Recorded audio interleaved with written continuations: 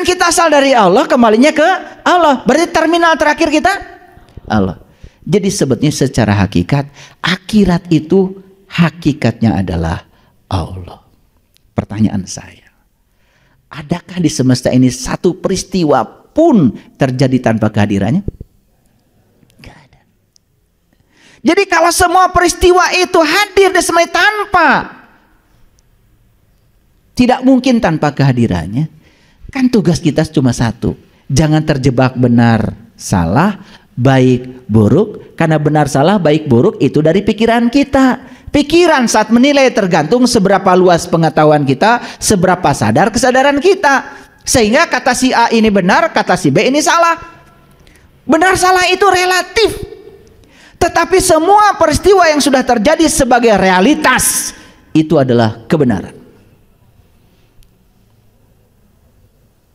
Jadi kalau kita sadar semua realitas adalah kebenaran, tugas kita cuma satu. Ya Allah, ajarkan kepadaku pesan apa yang hendak Engkau sampaikan lewat peristiwa ini, baik yang disukai maupun yang tidak disukai. Kita akan bisa menangkap pesannya. Keren nggak? Kalau gitu, ketemu nggak akhirat di situ? Ketemu Allah nggak di situ? Jadi pertemuan dengan Allah itu dimensinya sangat luas. Allah yang tak terbatas bukanlah suatu titik. Jadi kalau ada orang mengatakan saya sudah sampai kepada Allah, itu kesombongan saja. Oleh karena itu siapapun orangnya, semua sedang OTW. Oh, tungguan we. Semua kita tuh sedang OTW.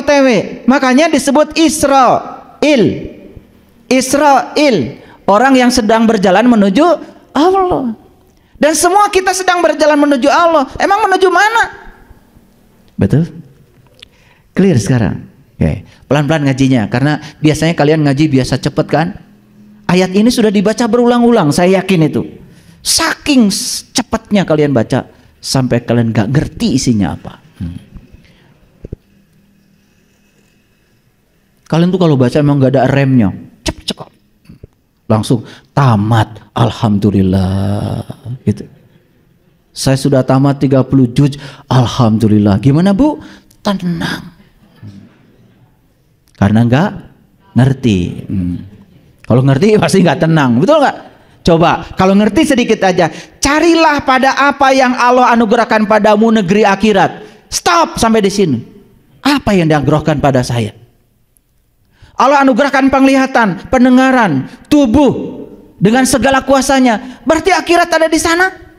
Allah anugerahkan segala peristiwa, orang yang menyenangi, orang yang tidak menyenangi, berarti ada di sana.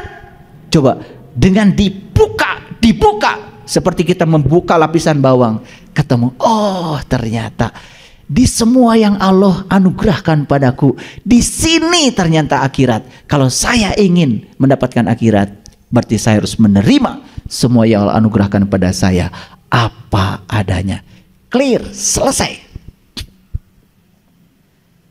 Cerdas? Nah, agak cerdas sedikit lah. Nah, jadi dengan sudah minum air wortel kan? Wala tansa nasibaka minad dunya. Janganlah kau lupakan nasibmu di dunia ini. Ini peringatan dari Allah. Karena banyak orang yang melupakan nasibnya di dunia gara-gara terfokus pada akhirat. Dan akhirat itu adalah negeri yang nanti. Padahal kita tahu akhirat itu terminal terakhir. Terminal terakhir kita apa tadi? Allah. Jadi kembali kepada Allah itu kapan? Apakah sekarang, di kehidupan sekarang, atau nunggu mati dulu? Kapan? Sekarang. Yuk kita sekarang sadar, oh saya ini adalah makhluk cahaya yang ditiupkan Allah ke dalam diri saya. Berarti saya sekarang harus mencahayakan semesta. Oh saya datang ke dunia ini karena cinta kasih Allah. Berarti tugas saya di semesta ini adalah menyayangi, mencintai. Tidak boleh ada kebencian lagi. Oh, saya datang ke dunia ini karena diutus oleh Allah untuk menjadi kepanjangan tangan Allah. Maka tugas saya di dunia adalah menjadi kepanjangan tangan Allah, menyampaikan cinta kasih Allah. Keren gak kalau gitu? Selamat gak hari ini? Kalau hari ini selamat, besok selamat, lusa selamat, ya sudah, nanti juga pasti selamat. Nah, kita tuh melupakan hari ini karena berfokus ke sana, sampai kita melupakan nasib kita di dunia. Ini ayat nyambung ya, disuruh mencari negeri akhirat pada apa yang Allah anugerahkan padamu. Kan yang Allah anugerahkan padamu adanya di sini di dunia. Makanya dipertegas dengan ayat yang kedua, wala tansa nasibaka minad dunya. Jangan pernah kau lupakan nasibmu di dunia ini. Jadi kalau kita lahir ke dunia miskin, jelas yang salah orang tua kita. Tapi kalau kita mati miskin, yang salah ya Anda. Tidak bisa mencari akhirat di tempat yang di apa-apa yang Allah anugerahkan padamu. Bagi orang yang sudah berkesadaran, sudah tidak ada baik buruk, benar salah, semua yang terjadi dalam kehidupan adalah kebenaran, cuma minta sama Allah, ya Allah, tolong ajarkan apa yang pesan yang hendak kau sampaikan kepadaku di balik peristiwa ini. Jadi orang-orang yang kesadaran rendah ketika mendapatkan yang tidak diinginkan dalam hidupnya, ngomongnya, Gusti, cute.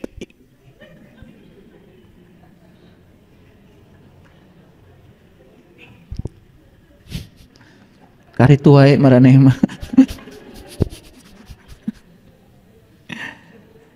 Ya dijawab sama Allah. Aku sudah anugerahkan penglihatan, pendengaran, napas. Aku sudah anugerahkan tubuh yang sempurna. Kenapa orang lain bisa, kamu tidak bisa? Kenapa orang lain nasibnya bagus-bagus saja kamu begitu? Aku menyediakan rezeki yang sama buat semua orang. Aku menyediakan ilmu yang sama buat semua orang. Aku menyediakan kebahagiaan yang sama buat semua orang. Bukan salahku, kata Allah, bukan salahku. Salahmu mengambil dariku yang tidak tepat. Jadi harusnya hidup ini menakjubkan. Harusnya hidup itu menakjubkan. Kenapa sakit?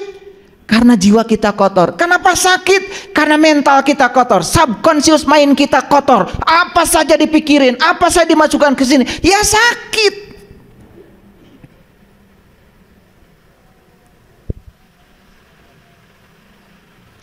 Ngerti ini saya ngomong dari tadi? Sudah dikeraskan suara saya. Saya nggak, gaya saya mau begini, nggak bisa di itu. Kalau dari dorongan dari dalam harus bicara tegas, ya saya ngomongnya tegas. Karena itu udah bukan maunya saya. Syaratnya apa kata Allah? Wa ahsin kama ahsanallahu, berbuatlah kamu sebagaimana Allah berbuat baik kepada kamu. Lihat cara Allah berbuat baik kepada kita. Lihat. Tanpa keinginan, tanpa muatan, tidak bergantung baik buruknya kita, tetap saja Dia menemani kita, berada bersama kita dimanapun kita berada. Seperti itu Allah. Makanya Allah itu ya seperti itu. Nah, kenapa Allah seperti itu? Karena Dia Maha. Maha itu makanya tidak pernah terganggu. Jadi kalau ada orang mengatakan, awas ya, kamu jangan berbuat durhaka kepada Allah, karena nanti kamu diazab sama Allah. Tersinggungan dong Allah.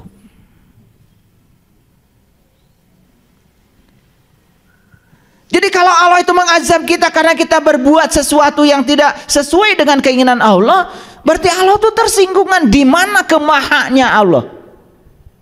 Awas, memahaminya tipis, tetapi kita bisa celaka.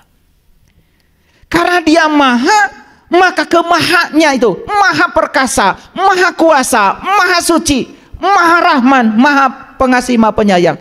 Allah tidak terganggu. Semua manusia di dunia ini durhaka, Allah tidak akan berkurang kesuciannya karena Dia maha.